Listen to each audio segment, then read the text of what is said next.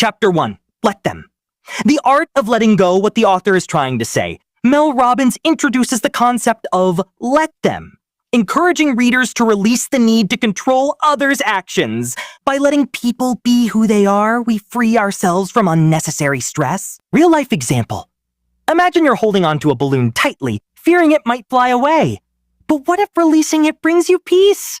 Similarly, holding onto the need to control others can cause stress. Letting go allows for freedom and peace. Applying this idea in daily life, when someone behaves unexpectedly, instead of reacting negatively, remind yourself, let them.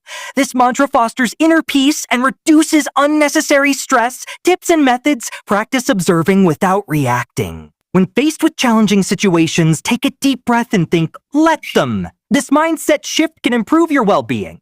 Chapter 2. Understanding control, what the author is trying to say. Control often stems from fear of uncertainty, rejection, or failure. Robbins delves into why we seek control and how it affects our relationships. Recognizing these patterns helps us address the root causes. Real-life example. Consider a parent micromanaging their child's activities, fearing they might fail. This control can strain their bond. By understanding the underlying fear, the parent can shift to supportive guidance. Applying this idea in daily life, reflect on areas where you exert control. Ask yourself, what am I afraid of?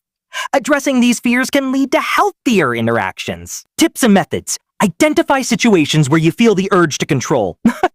Pause and assess the underlying fear. By acknowledging and addressing this fear, you can respond more calmly and effectively. Chapter 3. The power of acceptance. What the author is trying to say, acceptance doesn't mean approval. It means acknowledging reality without resistance.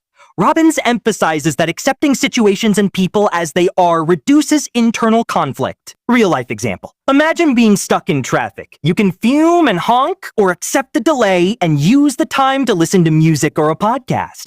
Acceptance transforms frustration into peace. Applying this idea in daily life, practice acceptance by observing your reactions. When faced with challenges, take a deep breath and think, it is what it is. This mindset shift can improve your well-being. Tips and methods.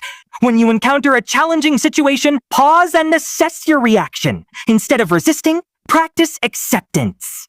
This can lead to reduced stress and increased peace. Chapter 4. Setting boundaries, what the author is trying to say. Boundaries are essential for healthy relationships. Robbins discusses how setting clear limits protects our energy and self-respect. Real-life example. Think of boundaries as fences around your garden, keeping out pests while allowing sunshine in. For example, declining a work call during family dinner preserves your personal time.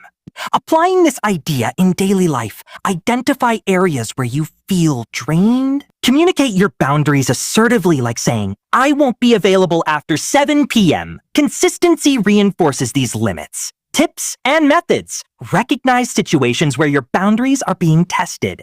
Politely but firmly communicate your limits. Over time, this practice strengthens your sense of self-respect and well-being.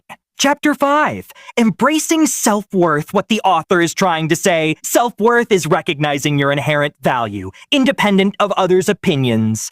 Robbins encourages readers to internalize their worthiness. Real-life example. Picture a diamond buried underground. It's valuable even if unseen. Similarly, your worth isn't diminished by external circumstances. Applying this idea in daily life. Affirm your value daily. Stand in front of a mirror and say, I am enough.